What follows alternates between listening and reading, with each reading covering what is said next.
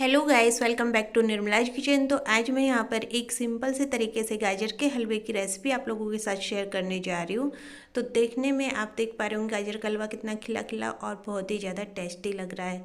तो चलिए देख लेते हैं। यहाँ पे मैंने 1 kg गाजर लिए हैं और इन्हें अच्छे से वॉश करके रख लिया है। तो सबसे पहले गाजर को हम क्या करते हैं, हलवा बनाते हैं तो इसे अच्छे से धो लेते हैं।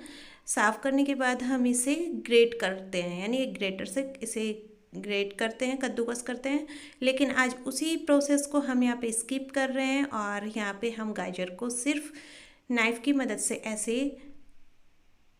आधा से 1 इंच के टुकड़ों में कट कर लेंगे। तो देखिए यहाँ पे मतलब गाजर का हलवा जब भी हम बनाते हैं ना, तो उससे पहले 10 बार हमें सोचना होता है कि गाजर को कद्दूकस करना होगा, यानी उसे ग्रेट करना होगा, और उसमें बहुत ज़्यादा टाइम वेस्ट होता है।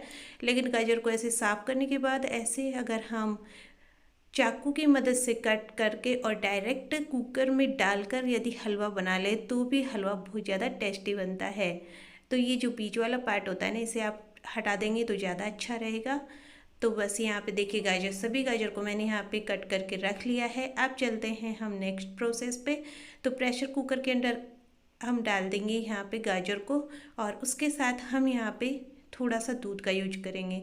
याद रखिए, जब भी हम प्रेशर कुकर के अंदर हलवा बनाते हैं तो दूध यहाँ पे बहुत ज़्यादा नहीं डालें, क्योंकि अगर हम ज़्यादा दूध डाल देते हैं तो गाजर जो ढक्कन है वहाँ से दूध ऊपर से निकलना शुरू हो जाता है। तो मैंने यहाँ पे 1 ग्लास लिया है, साथ में यहाँ पे 1.5 चम्मच के बराबर घी लिया है। तो दोनों चीज़ों को डालकर और तीनों चीज़ों को अब हम पकाएंगे। यहाँ पे इसमें कम से कम 8 से 9 सीटी आने देंगे।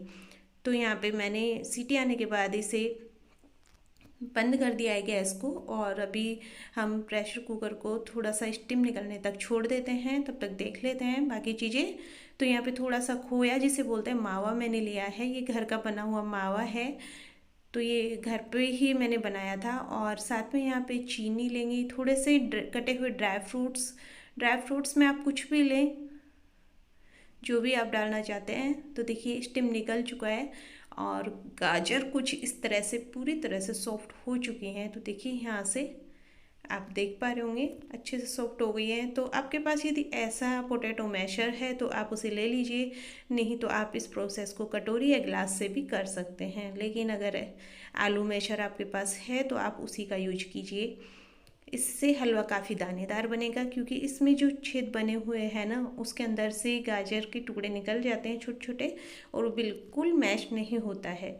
तो देखिए यहाँ पे अब इसे हम खुला थोड़ी देर पकने देंगे, बहुत ज़्यादा देर तक नहीं पकाने की ज़रूरत होगी। और साथ में हम इसमें डाल देते हैं यहाँ पे खोया। तो मावा को हमें अलग से पकाने की कोई ज़रूरत नहीं है, क्योंकि मावा ऑलरेडी पका हुआ ही होता है।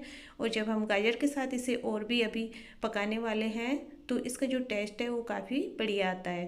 तो यहाँ पे बस गाजर के साथ हम इसे भी मिक्स कर लेते हैं, और करीब इसे हम 6 से 7 मिनट तक ऐसे ही खुला ही पकने देंगे। और आँच को यहाँ पे हमें मीडियम रखना है, यानी तेज़ भी नहीं रखना है और बिल्कुल धीमा भी नहीं रखना है।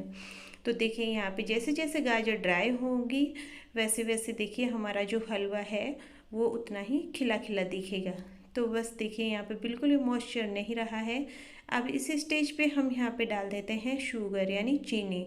तो चीनी आप अपने टेस्ट के अकॉर्डिंग डालिए, यहाँ पे जितना आपको मीठा हलवा चाहिए। साथ में इलायची पाउडर भी मैं यहाँ पे डाल देती हूँ, जिससे कि हलवे के अंदर इलायची का फ्लेवर अच्छे से मिक्स हो जाए। तो बस यहाँ पे डाल दिया है मैंने चीनी और इलायची पाउडर, दोनों को मिक्स कर लिया है। अब हम इसे करीब 6 से 7 मिनट और पकने देंगे। तो चीनी को जब हम हलवे में डालेंगे तो एक बार ये थोड़ा सा मॉइस्चर छोड़ता है, यानी पानी जो हलवे की कंसिस्टेंसी है वो थोड़ी सी पतली हो जाती है। तो हमें फिर से उसे उसी स्टेज पे लाना होता है, तब तक इसे पकाना होता है। तो यहाँ पे कुकर में ही हम सारे प्रोसेस करेंगे। मैंने पहले भी एक वीडियो डाला था, उसमें मैंने कुकर में पकाने के बाद और कढ़ाई में इस प्रोसेस को किया था, लेकिन आप कुकर में भी इसी प्रोसेस को कर सकते हैं।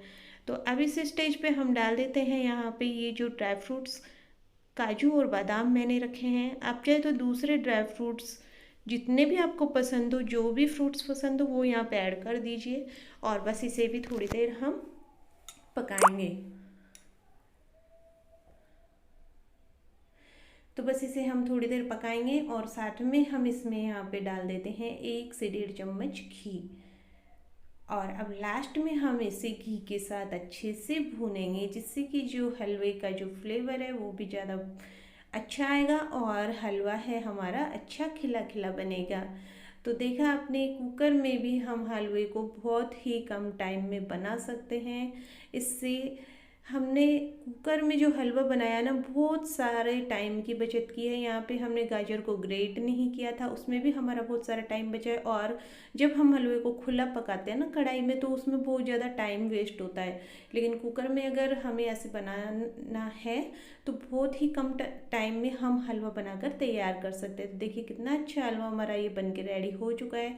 तो आप भी ट्राई कीजिए, सर्दी के स्पेशल मौसम में ही इस हलवे को एंजॉय कीजिए। और यदि आज की ये रेसिपी आपको पसंद आई है तो निर्मलाज किचन को सब्सक्राइब करने के बाद बेल आइकन को भी दबा लीजिए, जिससे आने वाले हर नए वीडियो की जानकारी आपको मिल सके। Thanks for watching. मिलेंगे ऐसी ही एक न्यू रेसिपी के साथ, तब तक के लिए बाय बाय, टेक केयर।